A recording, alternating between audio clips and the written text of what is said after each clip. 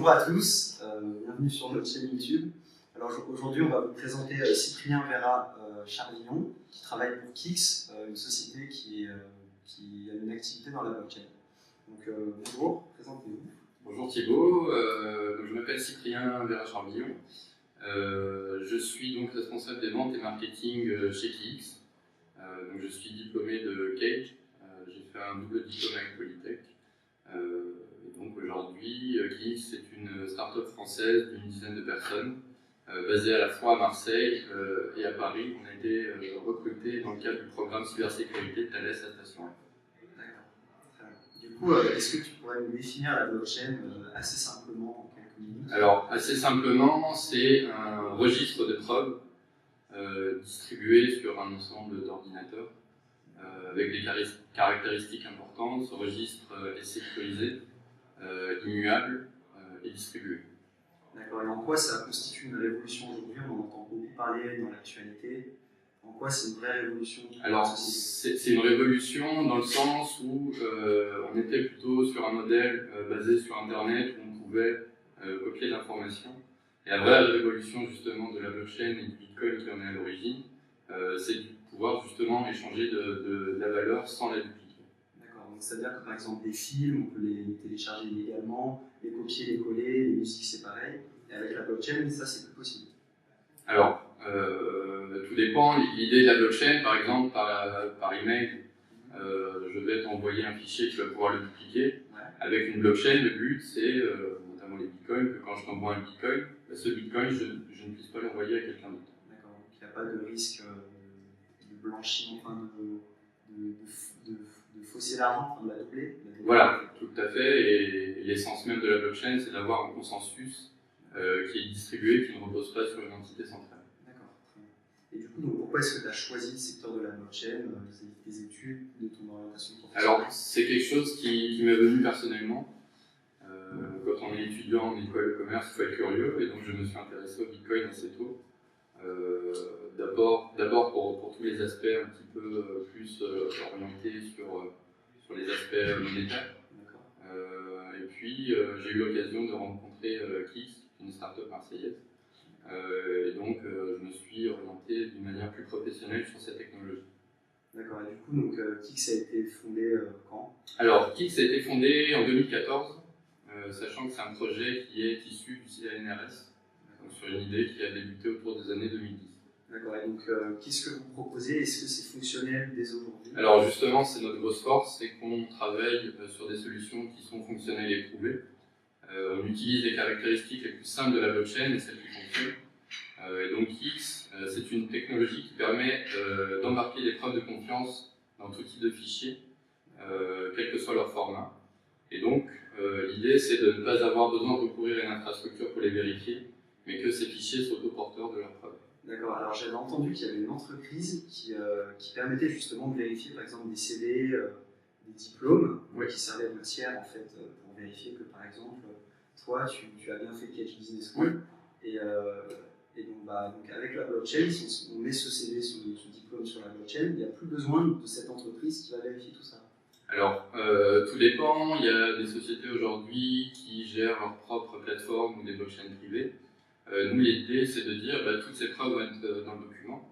On certifie notamment les diplômes de l'EMD, Management, qui est une école à Marseille. Et donc, l'idée, c'est vraiment de n'avoir besoin d'aucune infrastructure pour vérifier le fichier. La blockchain reste un second moyen de preuve. D'accord. Et est-ce que vous ne pensez pas que, bon, on a vu, on parle souvent des crypto-monnaies, des cours qui augmentent beaucoup, qui baissent, bon voilà. Est-ce que vous ne pensez pas que la blockchain c'est un peu hype, c'est marketing? C'est très hype, voire trop hype. C'est vrai qu'en étant dans le milieu, on entend et on voit passer des choses très bonnes et d'autres beaucoup moins bonnes. La blockchain, c'est une technologie qui a énormément d'avenir, mais ce n'est pas la solution à tout. Donc il faut vraiment avoir une approche pragmatique sur cette technologie. Et donc, qui sont vos clients? Ça va être par exemple l'EMD à Marseille, et alors, le commerce, oui, ça peut être... Alors, on travaille beaucoup avec les grands groupes, notamment les groupes du CAC 40.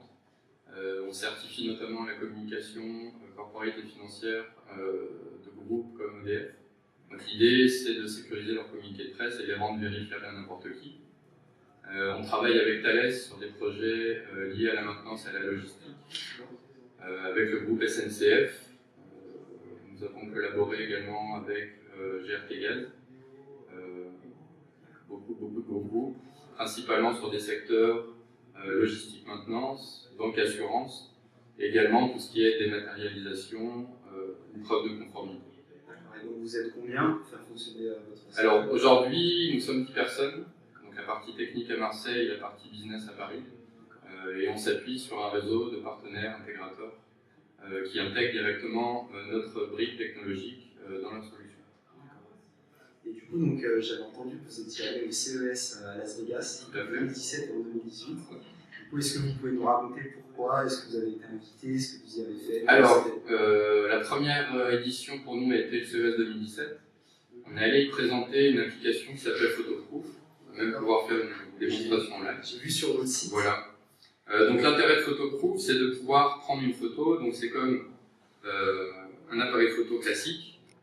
Je vais pouvoir prendre ma photo, qui va être certifiée localement, avec des preuves d'intégrité, de géolocalisation et de date. Et l'idée, c'est que cette photo, je puisse la partager à quelqu'un qui ne me connaisse pas. Il va être capable de la vérifier. Donc pour l'aspect B2C, ça va servir pour tout ce qui va être état des lieux, constat d'accident. Voilà, tout à fait. Et pour la partie professionnelle, on s'en sert pour tout ce qui va être maintenance, logistique et puis monde de l'assurance. D'accord. Donc il y a beaucoup d'applications en fait potentielles voilà, dans plein de secteurs avec la blockchain, c'est ça? C'est ça, avec nos technologies Kix plus la blockchain. D'accord, donc pour vous c'est vraiment une technologie d'avenir et sur une échelle de 1 à 10, vous pensez que les entreprises ont pris conscience à peu près combien sur 1 à 10 du potentiel de la blockchain? On va dire 7. Beaucoup expérimentent par intérêt parce qu'ils ont compris justement le potentiel stratégique de cette technologie. D'autres pour des raisons plus de communication. Ok, et donc dernière question, vous avez peut-être entendu parler des ordinateurs quantiques. C'est des ordinateurs très très puissants, beaucoup plus puissants que tous ceux qu'on utilise actuellement. Et en fait, on entend dire que c'est un danger pour la blockchain. Est-ce que vous pouvez nous en dire un petit peu plus? Alors, le quantique, il y a des tests pour l'instant qui sont faits. Il faudra voir sur de longues distances comment cela fonctionne. Après, l'intérêt justement d'une blockchain, c'est que le programme peut évoluer et donc pourra prendre en compte au niveau des algorithmes et de la cryptographie les avancées technologiques. Dans la cybersécurité, on est toujours en mouvement et donc il faut toujours essayer d'avoir un petit temps d'avance. D'accord, très bien. Et donc, dernière question, un peu plus d'actualité. Qu'est-ce que vous pensez de la législation et de la volatilité des cours actuellement? Alors, au niveau de la législation, la France est à mon sens en train de prendre un bon virage. Il y a notamment une mission parlementaire sur la blockchain sur laquelle on va être auditionné. On avait un petit peu peur à la fin d'année et là on sent au niveau de l'AMF que ces entités ont compris les enjeux et vont essayer de mettre en place une réglementation pour que les startups françaises de tout l'environnement blockchain puissent en bénéficier. Encore innover, d'accord. Et du coup, les cours, est-ce que les cours du Bitcoin, de l'Ethereum vous impactent ou pas directement en tant que startup dans ce secteur? Ou c'est assez dissocié au final? Alors, ça peut nous impacter suivant le type de transaction lorsqu'on va faire de l'ancrage sur la blockchain. Après, il y a des systèmes pour mutualiser tout ça et justement réduire les coûts. Comme le Lightning Network par exemple? Oui, voilà. Alors, le Lightning, on est plutôt sur des solutions de paiement. On peut travailler avec des arbres de Merkle sur des systèmes de sidechain pour mutualiser justement le nombre d'ancrages à effectuer. Après, on le voit notamment, il y aura plus d'impact sur tout ce qui va être ICO, où là, les cours et puis les phénomènes de régulation vont avoir beaucoup plus d'impact pour les niveaux juridiques, fiscaux et comptables. Très bien, je vous remercie en tout cas pour cette interview.